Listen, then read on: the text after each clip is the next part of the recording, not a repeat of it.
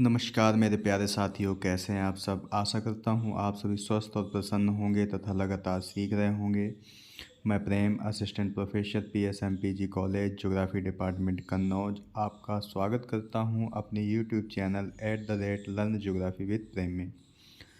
दोस्तों, जो हम मानव भूगोल की सीरीज चला रहे हैं उसके अंतर्गत हमने पिछले वीडियो में आपसे चर्चा की थी हिंदू धर्म के बारे में। उसमें हमने देखा था कि हिंदू धर्म का दर्शन क्या है, कर्तव्य, संस्कार, प्रार्थना, अनुयायी, संस्थापक आदि के बारे में हमने आपसे विस्तृत चर्चा की थी। ठीक है, आज के वीडियो में हम बात करते हैं अपनी सीरीज को आगे बढ़ाते हुए बौद्ध धर्म की, यानी कि बुद्धिज्म के बारे में। ठीक है, तो चलिए शुरू करते हैं आज का लेक्चर। दोस्तों, इस चित्र के माध्यम से आप देख पा रहे होंगे कि गौतम बुद्ध जी बैठे हुए हैं और वे समाधि में बैठे हुए हैं और तपस्या कर रहे हैं। ठीक है, तो ये गौतम बुद्ध हैं। तो चलिए इसके बाद हम चर्चा करते हैं इसके बारे में प्रमुख बिंदुओं पर। ईसाई और इस्लाम धर्म के बाद बौद्ध धर्म दुनिया का तीसरा सबसे बड़ा धर्म है। ठीक है, यानी कि ईसाई धर्म को सबसे ज़्यादा मानने वाले विश्व में रहते हैं, इसके बाद इस्लाम को मानने वाले रहते हैं, इसके बाद बौद्ध धर्म को मानने वाले दुनिया में सबसे अधिक लोग रहते हैं। ठीक है, इसके संस्थापक महात्मा बुद्ध हैं, जिन्हें आप गौतम बुद्ध के नाम से जानते हैं। ठीक है, बौद्ध धर्म भारत की श्रमण परंपरा से निकला है और दर्शन है। इसके प्रस्थापक यानी कि संस्थापक महात्मा बुद्ध शाक्य मुनि गौतम बुद्ध थे। ठीक है, यानी कि गौतम बुद्ध थे इसके संस्थापक।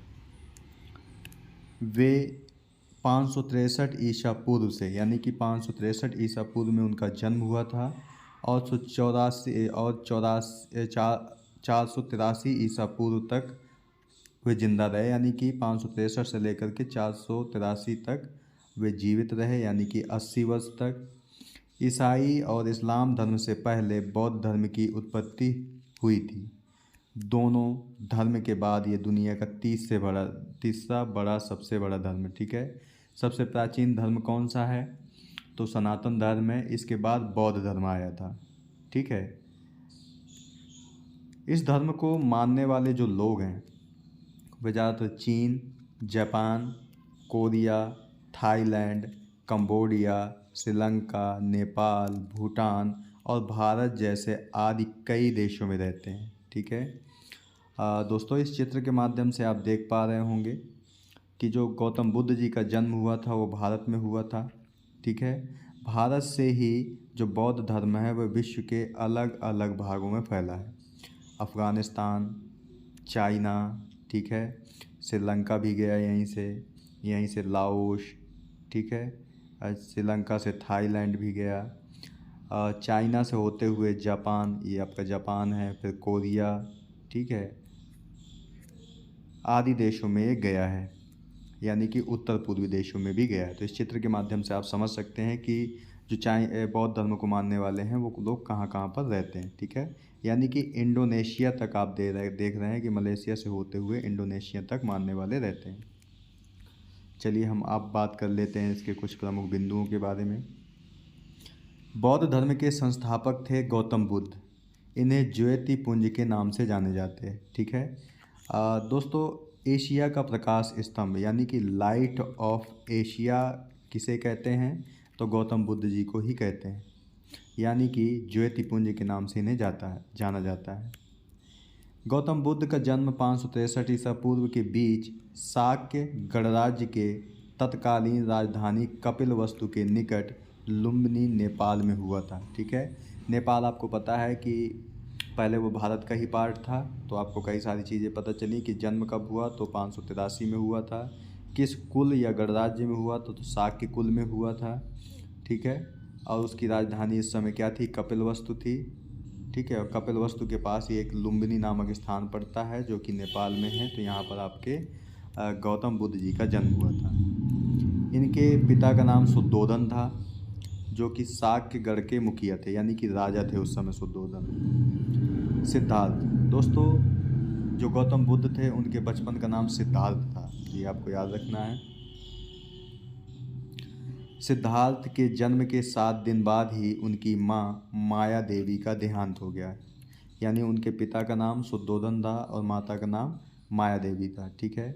जब माया देवी का यानी कि माँ का देहांत हो गया तो उनकी सौतेली माँ प्रजापति गौतमी ने उनका पालन पोषण किया। ठीक है। तो उनकी सौतेली माँ का नाम क्या था? प्रजापति गौतमी। इनके बचपन का नाम सिद्धार्थ था, ये आपको बता ही दिया गया। सिद्धार्थ का 16 वर्ष की उम्र में दंडपाणी शाक्य की कन्या यशोधरा के साथ विवाह हो गया। यानी उनकी पत्नी का नाम क्या था? तो यशोधरा था। पिता का नाम शुद्धोधन, माता का नाम माया देवी, सौतेली माँ का नाम प्रजापति गौतमी था और उनकी पत्नी का नाम यशोधरा था, जिसका जो 16 वर्ष की आयु में इन्होंने विवाह किया था। और सिद्धार्थ के पुत्र का नाम राहुल था। ठीक है। यानी कि गौतम बुद्ध के बचपन का नाम सिद्धार्थ था और सिद्धार्थ के पुत्र का नाम राहुल था। सिद्धार्थ जब कपिल वस्तु की सैर के लिए निकले तो उन्होंने 4 दृश्यों को देखा। ठीक है। दोस्तों, कहानी आपने पढ़ी होगी पहले भी कि गौतम बुद्ध जो थे, सिद्धार्थ यानी कि जो थे, वो पहले महलों में रहा करते थे। उन्हें देश दुनिया के बारे में कोई जानकारी नहीं थी। तो देश दुनिया के बारे में जानकारी प्राप्त करने के लिए उन्होंने पहली बार कपिल वस्तु की सैर करने के लिए आग्रह किया अपने पिता से। और जब वे सैर पर निकले तो उन्होंने 4 दृश्यों को क्रमशः देखा। ठीक है। वो 4 दृश्य कौन से थे? सबसे पहले उन्होंने देखा बूढ़ा व्यक्ति देखा। ठीक है। फिर इसके बाद बीमार व्यक्ति देखा। फिर इसके बाद शव यानी कि एक मुर्दे को देखा और इसके बाद एक सन्यासी को देखा। ठीक है। ये क्रम था दोस्तों उनके देखने का। पहले बूढ़ा व्यक्ति, फिर एक बीमार व्यक्ति, फिर एक शव और एक सन्यासी। ठीक है। सांसारिक समस्याओं से दुखी होकर जब ये चारों चीज़ें बुद्ध जी ने देखी तो इस सांसारिक समस्याओं से दुखी होकर सिद्धार्थ ने 29 वर्ष की आयु में यानी 29 साल की आयु में घर को छोड़ दिया, जिसे बौद्ध धर्म में महाभिनिष्क्रमण कहा जाता है। ठीक है। यानी कि सिद्धार्थ जब 29 वर्ष की आयु में घर छोड़ करके चले गए तो इस घटना को क्या कहते हैं? बौद्ध धर्म में महाभिनिष्क्रमण कहते हैं। ठीक है। गृह त्याग के बाद बुद्ध ने वैशाली के अलार कलाम से सांख्य दर्शन की शिक्षा ग्रहण की। यानी कि सिद्धार्थ के पहले गुरु थे अलार कलाम और उन्होंने किसकी शिक्षा प्राप्त की थी? सांख्य दर्शन की। ठीक है। अलार कलाम सिद्धार्थ के प्रथम गुरु थे। अलार कलाम के बाद सिद्धार्थ ने राजगीर के, देखो जो अलार कलाम थे वो कहाँ के थे? तो वैशाली के। ठीक है। अब सिद्धार्थ ने राजगीर के रुद्र का रामपुत्र से शिक्षा ग्रहण की। ठीक है। यानी पहले उन्होंने अलार कलाम को गुरु बनाया जो कि वैशाली के थे, सांख्य दर्शन की शिक्षा ली। इसके बाद सिद्धार्थ ने राजगीर के रुद्रक रामपुत्र को से शिक्षा ग्रहण की। यानी दूसरे पुत्र जो गुरु थे वो रुद्र कराम पुत्र थे। उरुवेला में सिद्धार्थ को कौंडिन्य, वप्पा, भादिया, महानामा और अस्सागी नाम के 5 साधक मिले। ठीक है। तो इन साधकों के आपको नाम भी याद रखना है। क्या क्या नाम है? कौंडिन्य, वप्पा, भादिया, महानामा और अस्सागी, ये 5 साधक मिले थे। कहाँ? उरुवेला में। बिना अन्न और जल ग्रहण किए 6 साल की कठिन तपस्या के बाद 35 साल की आयु में वैशाख की पूर्णिमा की रात निरंजना नदी के किनारे पीपल के पेड़ के नीचे सिद्धार्थ को ज्ञान की प्राप्ति हुई थी। ठीक है। दोस्तों, 16 वर्ष में उनका विवाह हुआ, 29 वर्ष की आयु में उन्होंने गृह त्याग किया और 35 वर्ष की आयु में उन्हें ज्ञान की प्राप्ति हुई। यानी कि 29 से 35 यानी 6 साल का समय लगा। ठीक है। उन्होंने उस समय न तो अन्न ग्रहण किया न जल ग्रहण किया। ठीक है। और वैशाख पूर्णिमा के दिन, ठीक है, तो ये भी आपको याद रखना है, वैशाख पूर्णिमा काफ़ी महत्वपूर्ण त्यौहार भी मनाया जाता है। नदी कौन सी थी? निरंजना नदी। पेड़ कौन सा था? तो पीपल के पेड़ के नीचे सिद्धार्थ को ज्ञान प्राप्त हुआ। ज्ञान प्राप्ति के बाद सिद्धार्थ बुद्ध के नाम से जाने गए। ठीक है, यानी कि पहले जो गौतम बुद्ध का जब बचपन का नाम था वो सिद्धार्थ था, लेकिन जब उन्हें ज्ञान की प्राप्ति हुई तो उन्हें बुद्ध कहा गया। ठीक है, जिस जगह उन्हें ज्ञान प्राप्त हुआ उसे बोध गया के नाम से जाना जाता है। बोध गया काफ़ी प्रमुख दोस्तों तीर्थ स्थान भी है। जब लोग गया करने जाते हैं यानी कि तीर्थ यात्रा पर जाते हैं तो गया भी जाते हैं वो। तो गया, बोध गया आप समझ गए किससे संबंधित है, तो सिद्धार्थ यानी कि गौतम बुद्ध से संबंधित है। ठीक है, क्योंकि यहीं पर इन्हें ज्ञान की प्राप्ति हुई थी। बुद्ध ने अपना पहला उपदेश सारनाथ आपको पता है कि वाराणसी का जो पुराना नाम है, वाराणसी का पुराना नाम सारनाथ ही है। ठीक है, तो इन्होंने पहला उपदेश जो दिया था वो सारनाथ में दिया था, जिसे बौद्ध ग्रंथों में धर्म चक्र प्रवर्तन कहते हैं। ठीक है, तो ये भी आपको याद रखना है।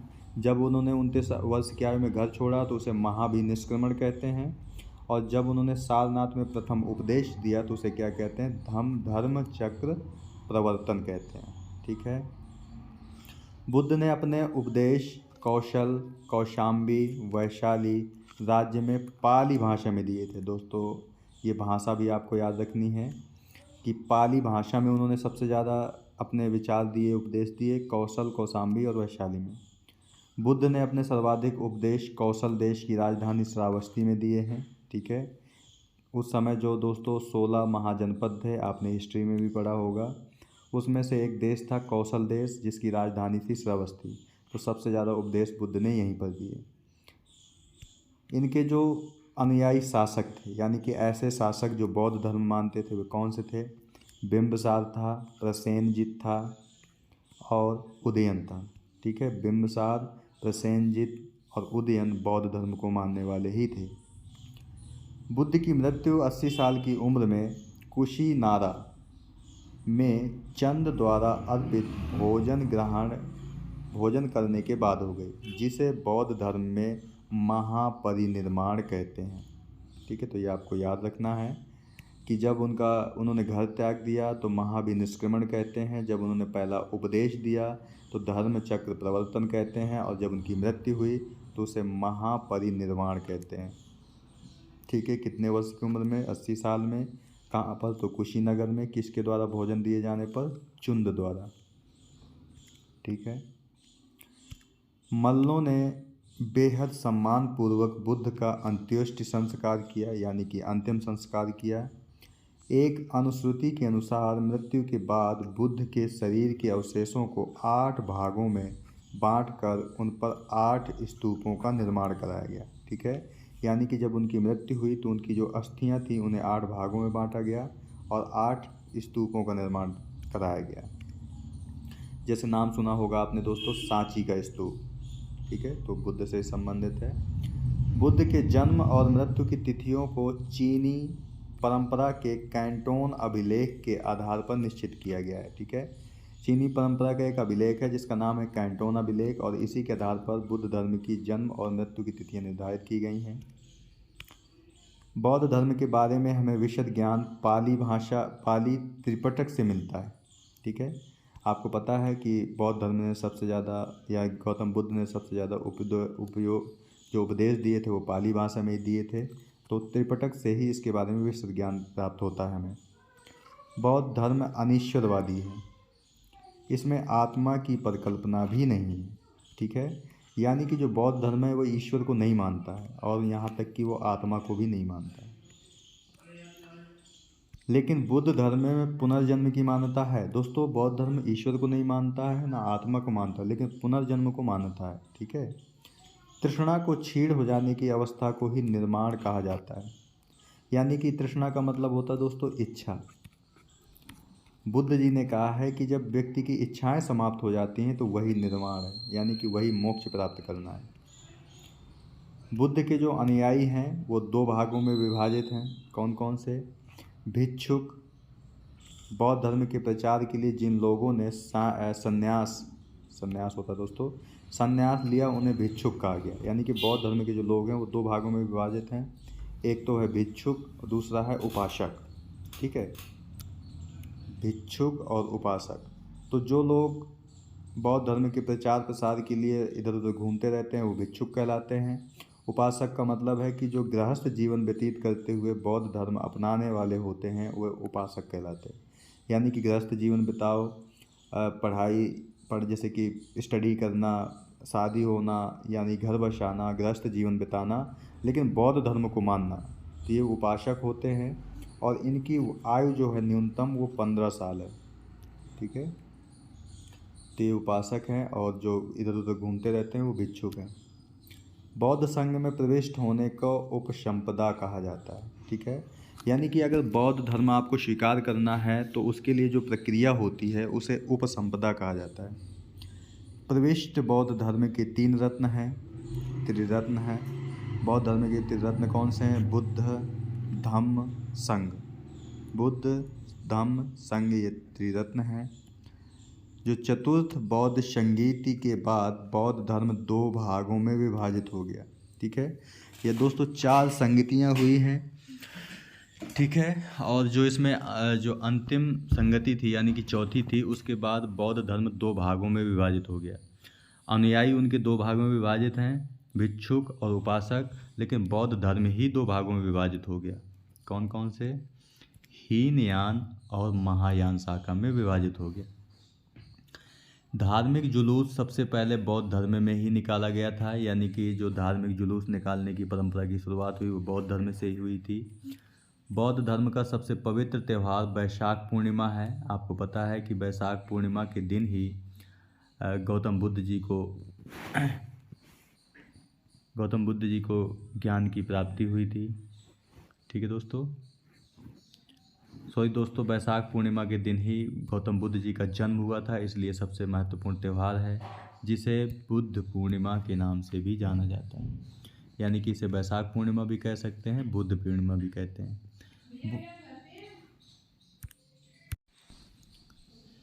बुद्ध ने सांसारिक सुखों के संबंध में 4 आर्य सत्यों का उपदेश भी किया। यानी कि उन्होंने दुखों का जो संबंध बताया, वो बताया कि दुख क्यों होते हैं। 4 आर्य सत्य बताए उन्होंने, वो कौन कौन से हैं? पहला दुख, फिर दुख समुदाय, फिर दुख निरोध, फिर दुख निरोध गामिनी प्रतिपदा। ये उन्होंने 4 आर्य सत्य बताए थे। आगे देखते हैं। सांसारिक दुखों से मुक्ति के लिए बुद्ध ने अष्टांगिक मार्ग की बात की, और ये साधन है। यानी कि उन्होंने कहा कि अगर दुखों से मुक्ति पानी है तो आपको जो मार्ग हैं वो 8 अष्टांगिक मार्ग बनाने पड़ेंगे। कौन कौन से? संपर्क दृष्टि, संपर्क नहीं होगा यहाँ पे, सम्यक होगा। सम्यक दृष्टि का मतलब दोस्तों, सम्यक का मतलब होता है समान दृष्टि। ठीक है, समान दृष्टि यानी कि किसी से कोई भेदभाव ना रखना, सबको समान दृष्टि से देखना। ठीक है। सम्यक संकल्प, यानी कि जो संकल्प बनाओगे आप वो सम्यक होना चाहिए, समान होना चाहिए, ना तो बहुत ज़्यादा बड़ा ना तो बहुत ज़्यादा छोटा होना चाहिए। सम्यक वाणी, यानी कि मृदु वाणी होनी चाहिए, सबके साथ एक जैसा ही भाव रखना। सम्यक कर्मात, यानी कि कर्म में लगातार लगे रहना। सम्यक आजीव, यानी कि पूरा जीवन अपना नियमित रूप से यानी अनुशासन से व्यतीत करना। सम्यक व्यायाम, यानी कि लगातार एक्सरसाइज करना, व्यायाम करना। सम्यक स्मृति, यानी कि आप हर चीज़ का रिवीजन करना, यानी कि लगातार याद करने की कोशिश करना। सम्यक समाधि, यानी कि ध्यान करना। ठीक है, तो ये 8 अष्टांगिक उन्होंने मार्ग बताए थे जिसके माध्यम से दुखों से बचा जा सकता है। बुद्ध के अनुसार अष्टांगिक मार्गों के पालन करने के उपरांत मनुष्य की भव तृष्णा का मतलब होता है दोस्तों इच्छा। ठीक है, भव तृष्णा यानी कि किसी चीज़ को पाने की जो इच्छा है वो नष्ट हो जाती है और उसे निर्वाण प्राप्त हो जाता है। बुद्ध ने निर्वाण प्राप्ति के लिए 10 चीज़ों पर जोर दिया। यानी कि देखो, दुखों को दूर करने के लिए उन्होंने तो 8 अष्टांगिक मार्ग बताए, लेकिन निर्वाण प्राप्त करने के लिए उन्होंने 10 चीज़ें बताई। एक तो अहिंसा, यानी कि किसी को सताना नहीं, यानी कि जो मजबूर है, जो असहाय है उसको सताना नहीं, अहिंसा करना। सत्य बोलना, हमेशा झूठ मत बोलना। चोरी ना करना। ठीक है। चोरी न करना, किसी भी प्रकार की संपत्ति न रखना, शराब का सेवन न करना, असमय भोजन न करना। असमय का मतलब ऐसा नहीं है दोस्तों कि जब मन किया तभी भोजन किया। भोजन का वक्त निर्धारित होना चाहिए। सुखद बिस्तर पर ना सोना, यानी कि वो ज़मीन पर सोते थे। बहुत ज़्यादा बिस्तर आपका सुखद नहीं होना चाहिए। धन संचय न करना, यानी कि बहुत ज़्यादा धन संचय नहीं करना चाहिए। जितनी आवश्यकता है उतना धन संचय करना चाहिए। महिलाओं से दूर रहना, ठीक है। नृत्य गान आदि से दूर रहना। बुद्ध ने मध्यम मार्ग का उपदेश दिया था, ठीक है। तो दोस्तों उन्होंने 10 चीज़ें बताई और अगर ये आप ये पालन करते हैं तो आपको निर्वाण की प्राप्ति हो सकती है बौद्ध धर्म के अनुसार, ठीक है। इसीलिए बुद्ध ने मध्यम मार्ग को अपनाया था, मध्यम मार्ग का उपदेश दिया था। अनिश्चयवाद के संबंध में बौद्ध धर्म और जैन धर्म में समानता है, यानी कि बौद्ध धर्म भी ईश्वर को नहीं मानता और जैन धर्म भी ईश्वर को नहीं मानता, ठीक है। जातक कथाएं प्रदर्शित करती हैं कि बोधिसत्व का अवतार मनुष्य रूप में भी हो सकता है और पशुओं के रूप में भी, यानी कि जो बोधिसत्व है उसका अवतार किसी भी रूप में हो सकता है, या तो पशुओं के रूप में भी हो सकता है और मनुष्य के रूप में भी हो सकता है। बोधिसत्व के रूप में पुनर्जन्मों की दीर्घ श्रृंखला के अंतर्गत बुद्ध ने शाक मुनि के रूप में अपना अंतिम जन्म प्राप्त किया। सर्वाधिक बुद्ध की मूर्तियों का निर्माण गंधार शैली में हुआ है, ठीक है। तो ये भी आपको याद रखना है कि जो हमारे उत्तर भारत के जितने भी मंदिर बने हैं वो सब गंधार शैली में बने हुए हैं, ठीक है। तो बुद्ध की जो मूर्तियां हैं वो भी गंधार शैली में ही बनाई गई हैं। लेकिन बुद्ध की प्रथम मूर्ति मथुरा कला के अंतर्गत बनी थी, ठीक है। यानी कि बुद्ध की जो अधिकांश मूर्तियां हैं वो गंधार शैली में बनी हैं, लेकिन जो प्रथम मूर्ति बनाई गई थी वो मथुरा शैली में बनाई गई थी, मथुरा कला में, ठीक है। इसके बाद हम दोस्तों देख लेते हैं कि महात्मा बुद्ध के जो विचार हैं वो कितने प्रासंगिक हैं, यानी कि आज के समय में अगर विश्व उनके विचारों को माने तो क्या क्या प्रासंगिकता है या क्या क्या उनका महत्व है। चलिए ये देख लेते हैं। महात्मा बुद्ध भारतीय विरासत के एक महान विभूति हैं। उन्होंने संपूर्ण मानव सभ्यता को एक नई राह दिखाई। उनके विचार उनकी मृत्यु के लगभग 2500 वर्षों के पश्चात आज भी हमारे समाज के लिए प्रासंगिक बने हुए हैं। वर्तमान समय में बुद्ध के स्वनिर्णय के विचार का महत्व बढ़ जाता है। दरअसल आज व्यक्ति अपने घर, ऑफिस, कॉलेज आदि जगहों पर अपने जीवन के महत्वपूर्ण फैसले भी स्वयं न लेकर दूसरे की सलाह पर लेता है, ठीक है। अतः वह वस्तु बन जाता है। बुद्ध का अब आत्मदीपो भव का सिद्धांत व्यक्ति को व्यक्ति बनने पर बल देता है। दोस्तों आत्मदीपो भव का मतलब यह है कि अपना दीपक स्वयं बनो। अच्छा कर रहे हो कि गलत कर रहे हो ये आपको स्वयं तय करना होगा, कोई दूसरा आकर के नहीं बताएगा, ठीक है। तो आपको आत्मदीपो भव बनना चाहिए, यानी कि स्वनिर्णय के विचार पर महत्व बढ़ाना चाहिए, सब किसी की बात नहीं माननी चाहिए, ठीक है। बुद्ध का मध्यम मार्ग का सिद्धांत आज भी उतना प्रासंगिक है जितना बुद्ध के समय था। उनके इन विचारों की पुष्टि इस कथन से होती है कि वीणा के तार को उतना नहीं खींचना चाहिए कि वह टूट जाए, या फिर उतना भी उसे ढीला नहीं छोड़ा जाना चाहिए कि उससे स्वर ध्वनि ही ना निकले। इसलिए हमें मध्यम मार्ग को अपनाना चाहिए। अब मध्यम मार्ग का मतलब इतना खींचना चाहिए या इतना ढीला करना चाहिए ताकि वीणा से मधुर स्वर निकल सके। इसी प्रकार जीवन में भी हमें न तो बहुत ज़्यादा आलस करना चाहिए, न तो बहुत ज़्यादा फुर्ती, यानी कह सकते हैं आप दोस्तों कि ना तो हमें दौड़ना है ना भागना है, हमें केवल चलना है, ठीक है। यही एक मध्यम मार्ग है। दरअसल आज दुनिया में तमाम तरह के झगड़े हैं, जैसे सांप्रदायिकता, आतंकवाद, नक्सलवाद, नस्लवाद तथा जातिवाद इत्यादि। इन सारे झगड़ों के मूल में बुनियादी दार्शनिक समस्या यही है कि कोई भी व्यक्ति, देश या संस्था अपने दृष्टिकोण से पीछे हटने को तैयार नहीं है, ठीक है। यानी कि हर व्यक्ति अपने आप को सही समझता है और उनका मानना है कि जो हम कर रहे हैं या जो कह रहे हैं वो सही है एकदम, ठीक है। यही सब जड़ है आज के समय की समस्याओं की। इस दृष्टि से इस्लामिक स्टेट जैसे कि अतिवादी समूह हो या मॉब लिंचिंग विचारधारा को कट्टर रूप में स्वीकार करने वाला कोई समूह हो, ये अन्य समूह सभी के मूल समस्या नज़रिए की ही हैं। ठीक है।